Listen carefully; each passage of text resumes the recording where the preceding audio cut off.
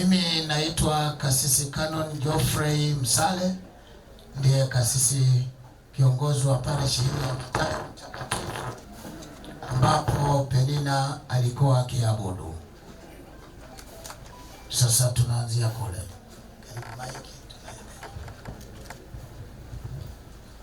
Bwana Yesu asifiwe.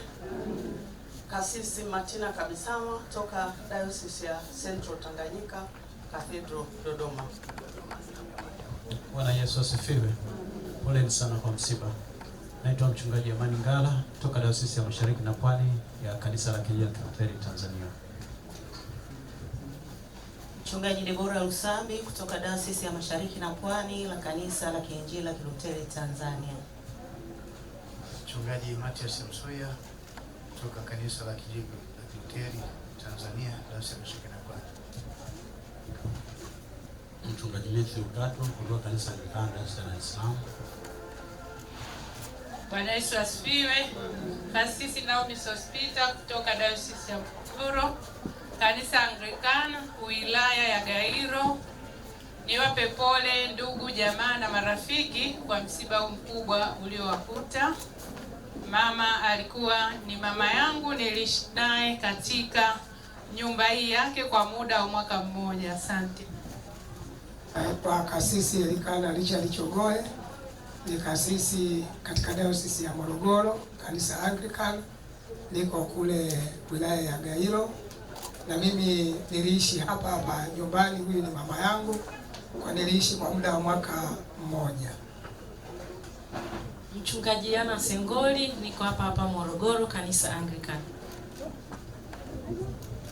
Kasisi Canon Joseph Soko, niko parishi ya Leli Eliadini wa Dinari ya Leli.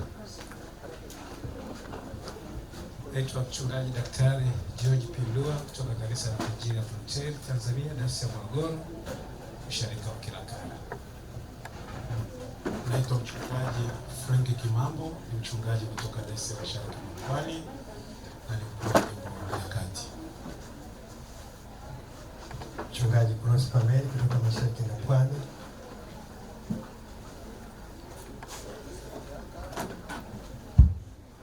Mchungaji Joseph Kiaka.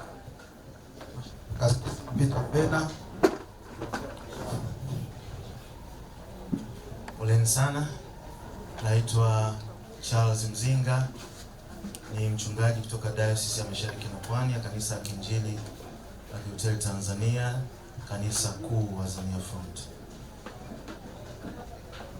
Bwana Yesu asifiwe.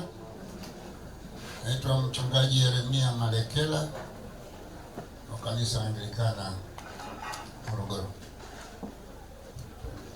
Naitwa Joseph Mlaki, ni mchungaji kutoka KKKT Diocese ya Mashariki na Pwani. Poleni sana. Tunashukuru sana kwa watumishi wa Mungu wote kuwepo hapa kufarijiana. Mungu wa mbinguni awabariki sana. Wanapokuwa wanarudi kwenye viti vyao, basi tutaimba fungu moja na tutamkaribisha atakayetulisha neno la Mungu kwa ufupi katika ibada hii. Cha kutumaini sina ila damu